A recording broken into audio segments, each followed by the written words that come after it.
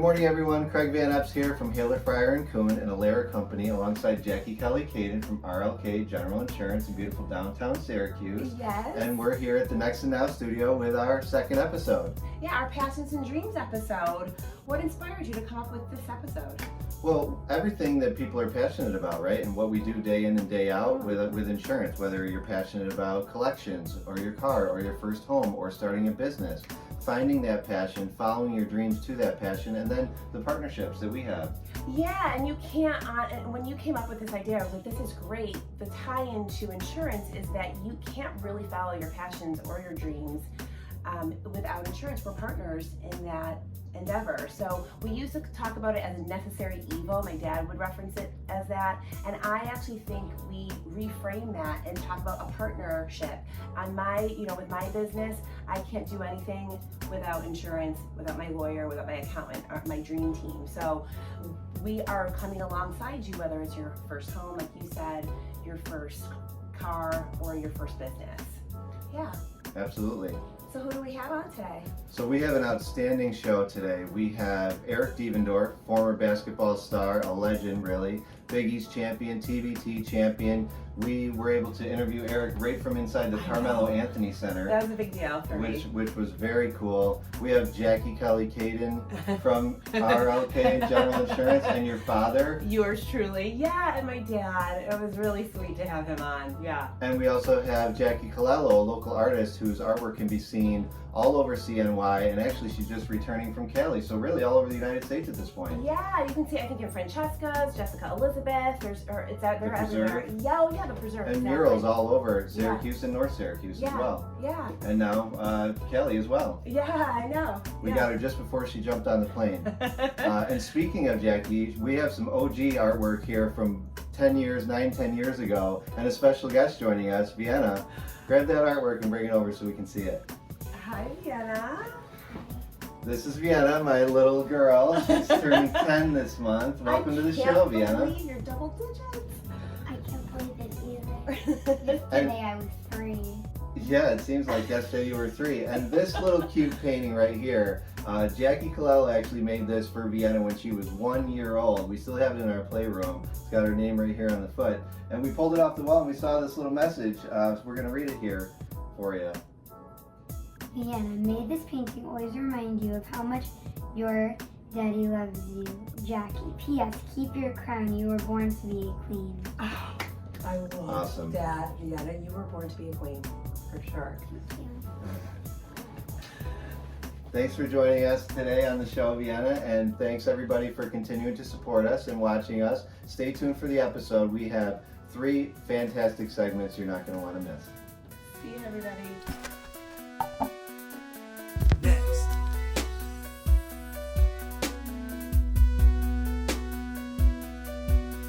And now.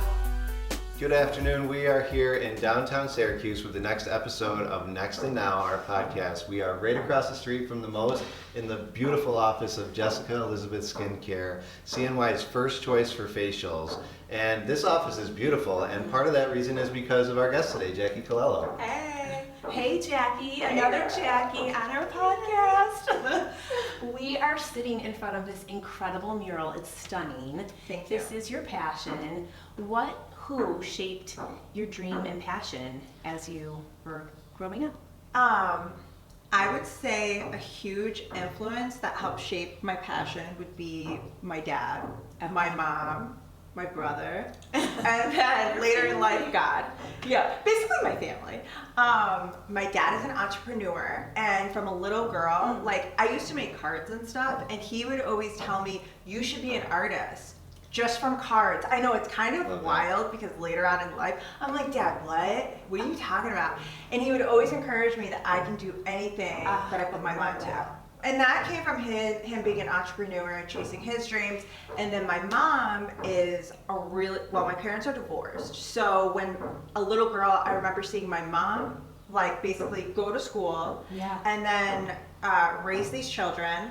And I just saw like a strong woman, and I'm like, if she can do that, I can do anything. So between my dad and my mom and then my brother, who is a combination of them, and he's more like a best friend, and he's always encouraged me and helped me. It was like a combination of a storm. And then when I got sober and then I met God, I used his truths and promises underneath what my family was already telling me to fuel basically my passion of painting when I found my art.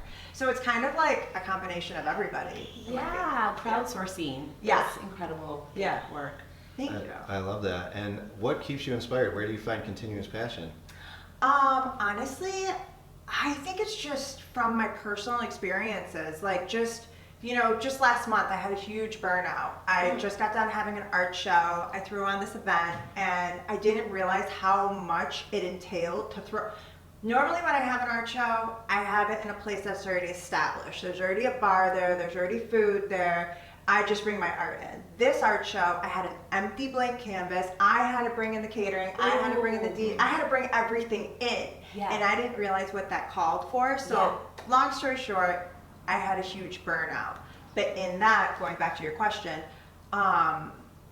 it was a low, but I've been gaining so much inspiration, and right now it's all about balance. So that's gonna go into my work. I'll probably start doing pieces that are about balance, dark and light. Like not everything's gonna be up, and not everything's gonna be down. And without the darkness, you can't have the light. So that's where I'm at right now. So it's just basically, last year it could have been something different that was inspiring me. It's just kind of like what I'm personally going through. And then comes through in, Yeah. your art. Yeah. I love that. Yeah. What does it look like to, on a day-to-day basis, to live out your passion? It is a roller coaster ride. If you honestly want me to be honest, like it is amazing and incredible, and behind the scenes you're crying and you're scared, and everybody's like, "Oh my God, you're doing so great," and I'm like, I'm drowning at the same time. It's like it's all over the place. But it day to day, I wake up. I really try to hit the gym first thing to get my mindset right. I try to just get my routine solid. Praying is huge. Getting into my devotional is huge. Getting my mindset, honestly, is if without my mindset, my creativity can't take off. I'll be like, black and white turns gray or brown if you throw like a mucky color. Yeah. If I'm not right on the inside, like with my head and my mindset, my head. Yeah. But you know what I mean? I If I'm not right, it's like my work's not right. So I have to take care of that. And then some days I'm just cleaning my studio, and other days I'm on a lift doing a mural. I just got back yesterday from doing a mural out of town, and then today I'm doing a podcast. Tomorrow I'm flying to California to watch my nephew graduate, but while I'm there, I'm gonna go to the art district and get inspired. And this to me is all work, And then as soon as I come back, I have a meeting for another mural, and then I go out of town again to do another mural. So it's like every day's different. But And when you're in your work, are you doing a little bit every day, or not necessarily? I mean, I'm doing something always in here. Yeah. Yeah.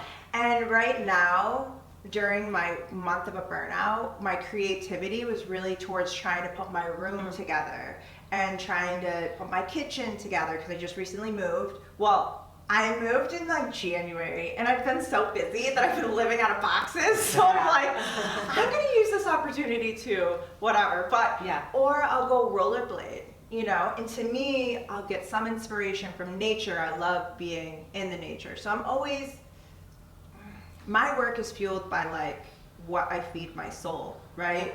And even if I wasn't an artist, I would still be doing the same things, feeding my soul. So I'm just kind of always just in the flow of it. In the passion, in the art. What's next for you? Honestly, I feel like fashion is on the radar right now. And I was going to put you guys in some clothing.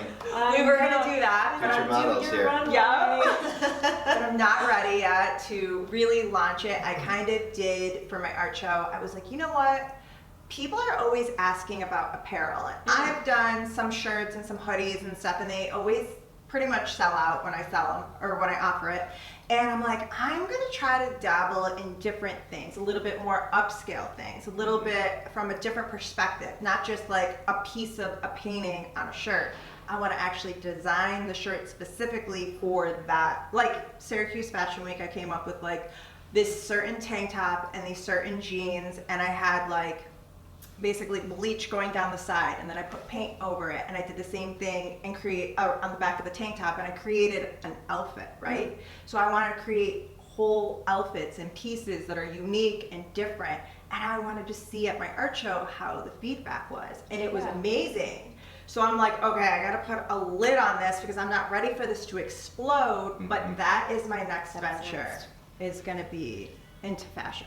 For sure. Great. And as we talked about earlier, you've really evolved, right? Because I got my first piece from you, almost 10 years ago. It was the American flag piece that you made. And then you made a nice little elephant for my daughter, Vienna, which she still has and loves. Yes. And then we've just seen so many things from you since, the murals, and you're doing so much work there. And I know you give back to the community anytime you can, and now moving into the apparel. So you've really grown quite a bit as an artist. Yeah. It's really been amazing to watch. Thank you. I appreciate that. So how can people get in touch with Colello Creations? You can find me on Instagram at Colello Creations, or at, yeah, you got it. Colello And then the website's www. I always say that. I'm always like www. But it's ColelloCreations.com. I have to update my website. I just have to get it more like geared towards where I want it to go. And Facebook. And Facebook. Yep. So. Awesome. And where are some spots that people can see some of your work? I know you have a bunch of stuff at the Preserve. You know, you got murals here and spread out all over the place. But where are some other locations? You can see a mural at Francesca's. There's 3 at Eva's Polish restaurant. You can see them at Inspire on the Granary hair salon. We got this place. You got 3 hallways in Jessica Elizabeth Skin. Cafe Blue. I did their bathroom. Fort Plain, I have one. I don't know. I feel like they're kind of, the Parthenon bookstore. Yeah. Of course. Yeah. That mural is stunning. Thanks. Yeah. Oh, Yeah. thank Or you both so of much. them. Yeah. Yeah, and it's funny because when I look at my murals, I totally see like the season of my life in that moment, you know? One thing I learned on that mural, it was actually Memorial Day weekend, and my friend invited me to a pool party, and I was like, no, I got this mural to do. And I used to always blow plans off because I was in the middle of a mural. But I remember specifically on that mural, like Memorial Day weekend passed and I'm still working on this mural. Take a break. Like, don't miss life while you're chasing this dream. Like, no one's gonna pay me but myself, right? I don't have a 9 to 5 and a certain paycheck. But in that, like, you kind of feel like, I gotta go. But there's always growth in the rest. And there's always a blessing to be had when you slow down and just enjoy life. I could have had an amazing memories those weekends. So I refuse not to do that now. Like, That's a good takeaway. Take a break. Stretch from the first one, and this is take a break. Yeah, Mhm. honor yourself while you're following your dream. Yeah. Absolutely. Well Yeah. said. So slowly but surely, you're covering the world with beauty. Yeah. Yeah. Oh, I love Thanks, that. guys. Yes. Thanks for being on our podcast. Yes, Absolutely. thank you for having me. Appreciate it. Yeah. I appreciate it. All Bye.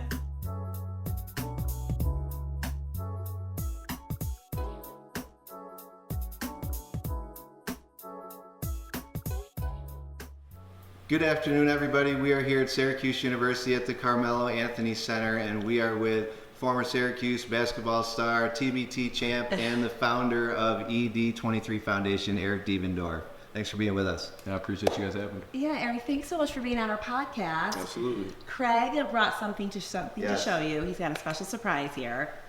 So these I started making when Syracuse won the national title in '03. I had just bought my house, had nothing to decorate with, so I started taking clippings of the newspaper, and you can see I got all the photos from that year, the box score, the year they won the national championship in 2003 over Kansas. And that kind of started me on making one every year back when the newspaper, before it went internet based, and you're on a couple of these things that I have hanging in the house down in my gym. So this is the season, I believe, that back-to-back Big East champs, there you are right there, celebrating with the boys. Yeah, talking. Yep.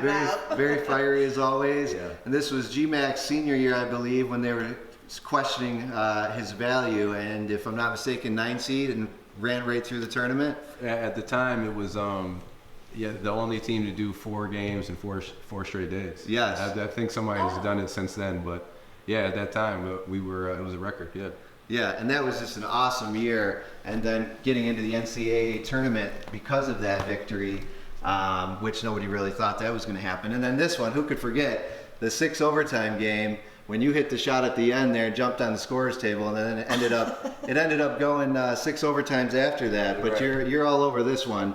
But another great one and a great season, and just some showings of the outstanding career that you've had, both on and off the court here in Syracuse. Appreciate that. That was an unbelievable team. Yeah.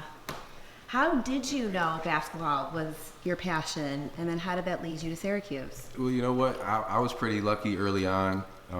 My dad introduced basketball to me at an early age, probably like 7. Okay.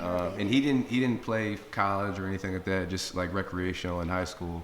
But when he introduced the game to me, it kind of just took a hold of me. Like, I remember every day before school, 5:30 in the morning, waking up, at lunchtime, I'd play after school. So it was really an all-day thing for me. I was lucky enough to find my passion early on. And what led me to Syracuse is funny, because we talk about 2003. My sophomore year, I was actually committed to Michigan State to go play basketball. Being from Michigan, at that time, the top players either went to Michigan or Michigan State. That's just how it was. So 2003, I was committed to Michigan State, went to a game in the Breslin Center. Who's Michigan State playing? They're playing Syracuse. 03 national championship season. Okay. So I go to the game. I see Syracuse play with Melo and G-Mac, Billy Edlin, Hakeem, Craig Forth, all those guys. I see how Coach Boeheim's kind of letting them have the freedom to play up and down. That that was my style, just playing with freedom and playing with pace. And I remember turning to my AAU coach at the time and telling him, "Man, we got to see what's going on with Syracuse." I just loved being from Michigan. I didn't really get a lot of the Syracuse games, so I didn't know too much about it. But once I saw him play, I was like, "Man, we got to check him out." So I remember the week after that, we had practice in Detroit. It was my AAU team, which is the Michigan Hurricanes. Syracuse came down. Coach Boeheim, and at the time there was Troy Weaver, who was recently the general manager of the Detroit Pistons. They came down, watched me at open gym. After practice, they offered me a scholarship. And that was kind of how it worked. And the rest is history. The coach, after practice, he came up to me and he's like, "Hey, you want to come to Syracuse?" And I was like, "Yeah, that's it. I wanted to come." Yes, so I do. it was. It's funny that you have the 03 pictures, because that was the year that I found out about Syracuse, the national championship year, and I fell in love with the style. And like you said, the rest is history. The rest is history. I love that. Now we got to get another one. That's right. That's all. Absolutely. So how do you keep the passion alive and stay inspired now with what you're doing? I think for me, my passion for basketball and helping people, it kind of goes hand in hand. I like to, be able to help people in different forms, whether it's, doing camps, clinics, doing stuff through the foundation. I think a lot of those different events inspire and motivate people to do the same, or just inspire change in their mindset. And then obviously, my daughters, having 2 daughters, 16 and 14, having them be able to look up to a positive role model and see the stuff that I'm doing in the community, it just fuels me to continue to do more and be a role model and be a mentor for them as they continue to grow and go forward. So that fuels my passion and inspires and motivates me to continue to give back and continue to do great things here at Syracuse. Awesome, I get that. I'm a girl dad too. So, It changes your life, doesn't it? Change your life. It's tough. Like they're at the stage right now, teenager stage, where it's like, all right. Sometimes they want to mess with me. The other times they don't. But every time they need money. So That's the truth. do. But it's all worth it. Man. It's awesome. That's true. I'm in that stage. Yes. What has been your biggest challenge as you've pursued your passion, and how did you overcome it? You know what?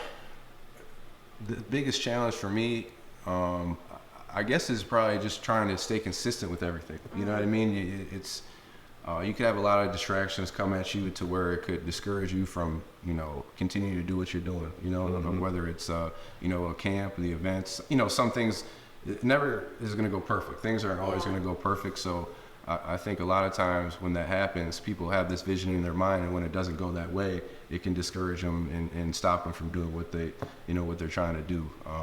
So I think being consistent with that, and working over those hurdles and continuing to try to put stuff together, regardless if it's how you see it in your mind or not. It's just, life is about making adjustments, right? And always trying to figure out as we go. So I think those are the challenges for me to continue to pursue what I want to do as far as giving back in the community, and then working through those challenges, adjusting as we go, forward in life.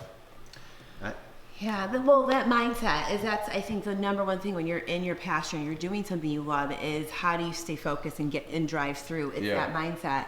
I remember just even being running at the end of a half marathon, and I'm doing my dream, and I could not get past that, like the last however many feet it was, and my friend said, you just have to keep going, and you can't walk, you got to run. So and I think too, another thing is like, a lot of people stop because of what other people think. Yep.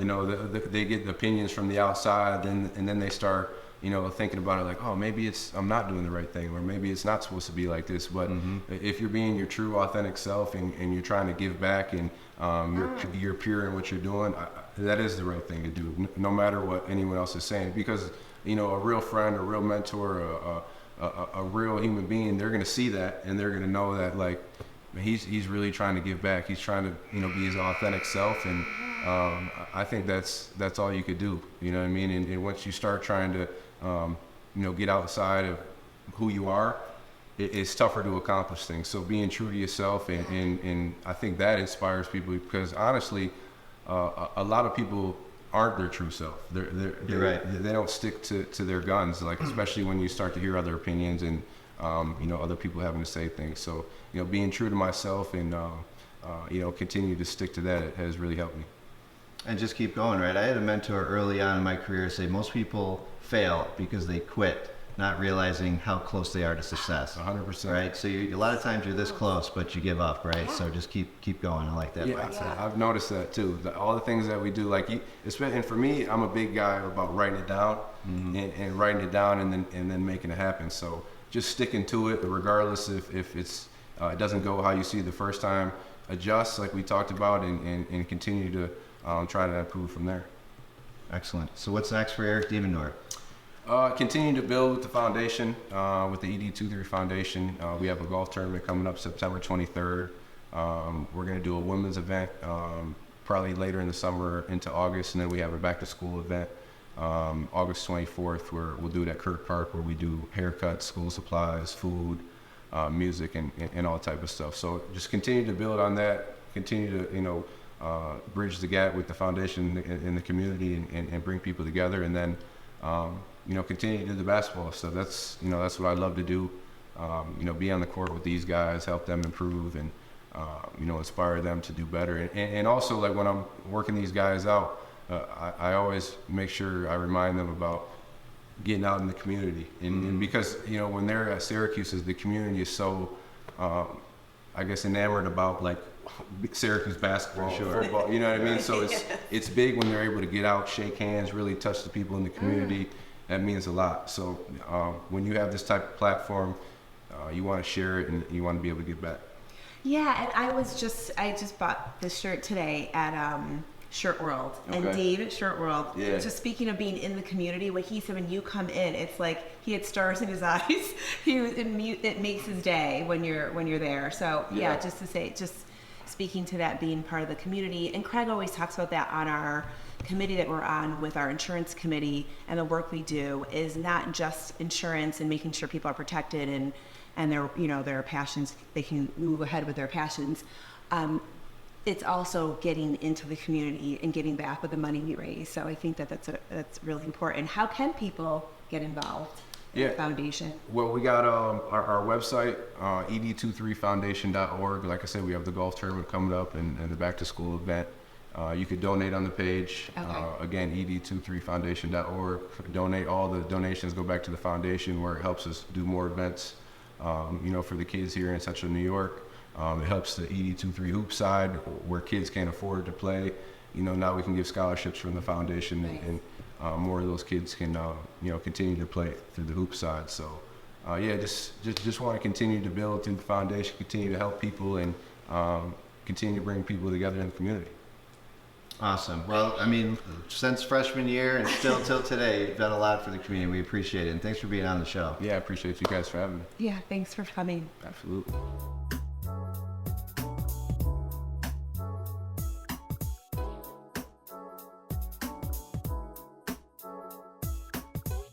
Good morning, everybody. Craig Van Epps here from Haler, Fryer & Kuhn and Alaire Company, and I'm downtown at our neighbor RLK General Insurance office with Jacquie Kaden.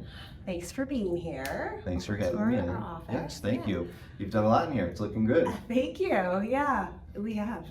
So this episode is Find Your Passion, Follow Your Dreams. So thought, what a great person to have this discussion with than you, right? You've been in the business Yeah. about 3 years now. So how did you find your passion for insurance? I know, we talk about this. I'm such an insurance nerd, and we said this in our intro of our last episode. How did I become so into insurance? And number one, it was through failure. And then the second reason is Big I, the support I had with Big I. But the first reason is I could not get my teaching license transferred over when I moved back to New York State. And it was so frustrating. I remember being so despondent. I couldn't get a full-time classroom gig through COVID, where I was teaching on Zoom at a private school. And I remember laying on my couch like, what is going to happen to me? Is my teaching career over in New York State? I can't do all the requirements. This is going to be impossible, and got really discouraged. And at the same time, I was kind of having that mini crisis. My uncle was retiring from our family business, and something I hadn't really even paid attention to growing up, our family business. What does my dad do for a living?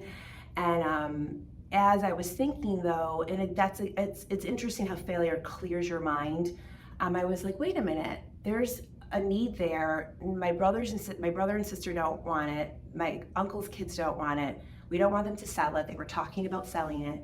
And I'm like, I think I can do this. If I could teach a classroom full of 6th grade boys, I can certainly figure out how to pivot in my career and do something different. And so I reached out to my uncle and my dad. We had lunch, we talked through it. They were surprised, and they were like, what, you're interested? And I was like, yeah, I think I can do this. And I came in and I worked part-time just to see how I would like it. And my first claims call, I was like, I love it. It was all the things I love about teaching, helping in a crisis, calming a classroom down, fixing things. I'm a huge problem solver. And so I just kind of went from there and started full-time in January of 2021. And running the behind the scenes. My uncle obviously, brought me up to speed on how to run the back end of it, and it reminded me of the back end side of running your classroom, all of that. And then through that I met, I met Christine Nee called me from Big I, and the rest is history. So yeah, the teaching piece of it, not being part of failing in the teaching side, and then getting support from Big I were the two reasons why this has become my most favorite thing. I can't believe I do it every day. I love it. So the family, they got one hooked then. Right? Finally, they got one on the line. Yes. And now we're 3rd generation. My grandfather started this in 1964. My dad and my uncle, had it all the way through the 90s and the 2000s, and now I'm here for this next 3rd generation. So it is pretty incredible. So I feel very lucky. Yeah. Very cool. One door closes, another opens, right? I know. Out of failure, I told my kids, I remember that, always telling my kids at Circle Time, remember, through our mistakes, the best success. You learn so much from your mistakes and from failure. So I am a number one poster child for that. And then again, I just always want to shout out Big I when they called me to say, have you done your DFS cybersecurity? Christine called me and said that. I'm like, I don't even know what that is. And she just jumped right in right away to support me, got me the next event that was coming up, which was the Go Big, that was online that year. Mm-hmm. And I met Kelly Gagno through that, and just, it just been, we really kind of took it by storm from there. So yeah. Yeah, a lot to unpack there, right? I love what you said about teaching, right? Because our job is so similar to teaching, right? Because we educate and we advise and try to create a better understanding for our clients and change some of those perceptions that are out there. And when you give them that better understanding about what's going on in the marketplace, right? Yeah. Why are my rates going up? It's not just because the insurance company wants to hike rates every year to make more money. It's because of the cost of materials is higher, the cost of labor is higher, there's more accidents, the severity has changed. Absolutely. With so much distracted driving. Climate change, we've seen what that's done across America, and how all of that ties in to those rate increases. And then having those conversations and how do we mitigate some of that risk, and then the client can make an informed decision, right? Exactly. And the tools and resources that Big I has to offer, right, for all the independent agents out there to help us all serve our clients better. And then another thing, you are at a huge agency. You guys have a lot of amazing activities going on every week. We are a two-person agency here, and so Big I provides not only that support and the professional development that I desperately needed coming in, knowing nothing about insurance. I also have these events that I can meet people and I can bounce ideas off of. And I met you, and I remember having another agent at a Big I event that we had, a next gen event. And I was talking about a progressive policy and just kind of figuring out what to do on that. And so that has been a huge gift for me. And I've obviously referenced Kelly Gagnon, the mentorship that Big I provides, all of it. So yeah, that is why honestly I am here and in love with insurance, is because of Big I and my failure.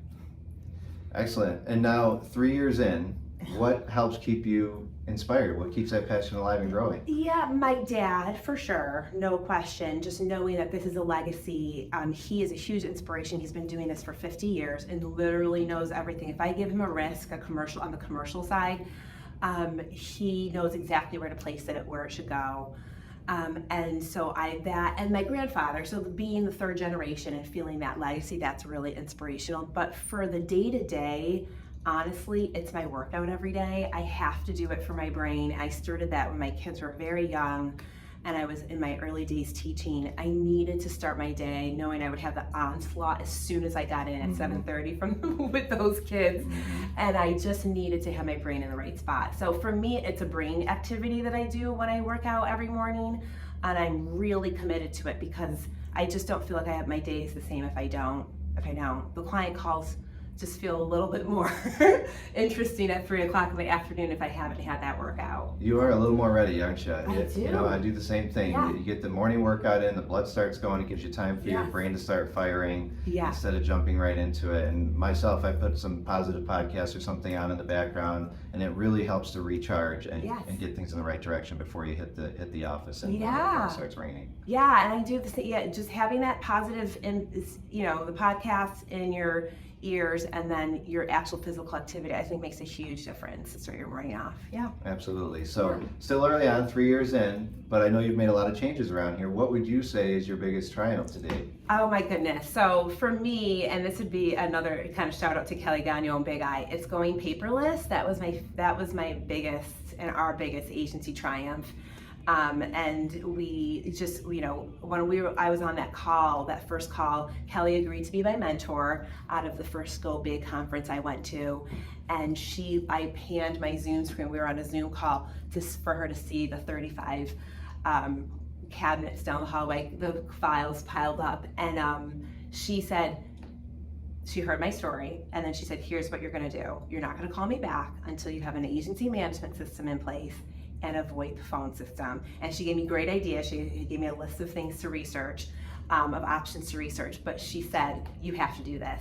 And it has been huge, the difference, how we can service and meet the needs of our clients quickly. We can get newsletters out at a click of a button. And so that has made a big, big difference. So yeah, that's my biggest And increasing those client touches obviously helps with retention and helps you stay connected, right? Yeah, we're noticing that just making it. At first, I was so impatient. My marketing reps would come in and I'm like, when am I gonna see the growth? And they're like, you're gonna see it, you'll see. And we made those changes, and we could just immediately, not just the touches to the client that they need throughout the year, especially our commercial clients, but it's also the growth. We saw our phone, we could answer the phone from our house. We could really, it made a huge difference. So, and I think that's another, we'll talk about that on another podcast, another episode, on the technology that you can use to really, some tweaks you can make, and it's generational. My dad, who's been in the business for 50 years, he has been able to pivot straight into this new paperless system, so it is approachable, and we'll have that. We'll feature that on one of our next episodes. Absolutely. They'll be coming later in the year. Yeah. Looking forward to it. Yeah. So speaking of your father, I know he's around here somewhere. Oh, Dad, come on in. Welcome. Great to see you. Thank You you. as well. Thanks for joining us Jackie. today. Hi, Dad. So tell us how's it been since Jackie's Oh, come it's aboard here? just been so wonderful to have Jackie come into the business. We had no idea she had the talents she's exercised in the last 3 years. We knew she was a hard worker, but we had no idea that she has this passion for not just helping people, servicing people, but also making sales. That has been so refreshing. You have to have a passion for sales in this business, as you well know. And she has that passion in addition to helping people. The insurance business is such a great business to be in, to both help people and to grow with sales. And for the last 50 years, before Jackie got here, we were more of a service-oriented agency, which a lot of agencies aren't. They want to grow. But our personalities with my father and myself, and then my brother later on, were more service-oriented people. And you can make a living, a nice, comfortable. It's a great business to be in, just helping people. We actually did sacrifice sales to service people, and we probably over-service people, but it fits so well in with our personalities. As Jackie said, Jackie and I have similar backgrounds. She came from a teaching background. I also came from a teaching background. I was 3 years in the Peace Corps from 1971 to 1974. And so you don't join the Peace Corps unless you want to help people. Right. And so I came in with that, it's a genetic thing to sort of help people, the passion that we feel to help people. And that's what keeps me going in the business, the ability to help people who need insurance. As you know, insurance can make or break. If you can't get insurance for whatever reason, you can't be in business. We have to have insurance. You can't buy a house without being able to get insurance. You can't buy a car, obviously, and drive a car in this state without having insurance. So people get frustrated. It's a small part of their life in the day-to-day realm of things, but it's so important. So we're serving an important function. That's what gives me my passion. So your new passion, breathing new passion to you as well, and keeping it going. And I love what you said there about the partnerships. It really speaks to our carrier partners, right? And you talked about developing that program. Yes. And that's what's great about the independent channel, right? Is you get Yes. the ability to do So things like that. Yes. And Yes. that's the beauty of independent, that you can Yes, and you have carriers that are creative. Yeah. And sometimes And it's we a just have small more car. options than Yeah, you a have more captive. options. It's just it's a terrific business. I'm very thankful, and like to say it on the podcast, to my father, who was not a great salesperson but liked helping people, and was actually only active in the business for 7 years, from 1964 to 1971, and then got involved in politics, got a job at City Hall, and needed me to come in to help keep the family business going. And I've worked with my father for 3 years. In the first 3 years, had lunch with him every day. And then my brother joined us in 1977 and worked with my brother for 43 years. And then now I'm working with my daughter for hopefully it won't be probably 43 years, but it'll be hopefully. He's gonna wheel me out of here. That's the joke. Yeah. Time will tell. Time will tell. We'll see. So, Well, I Yeah, appreciate thank you. getting to know you both over the last few years, and it's a privilege to share downtown Syracuse with you. yes. And thank you for being on the show. You've been a today. great help for Jackie. Thank you very much. Thank you. Next to Now is hosted by Jackie Kaden and Craig Van Epps, and produced by Michael Abbott. Music by Michael Bullock. Logo designed by Craig Van Epps and Maddie Tomkos. And a special thank you to the whole Big I team for all of your support. Thank you so much. Thank you.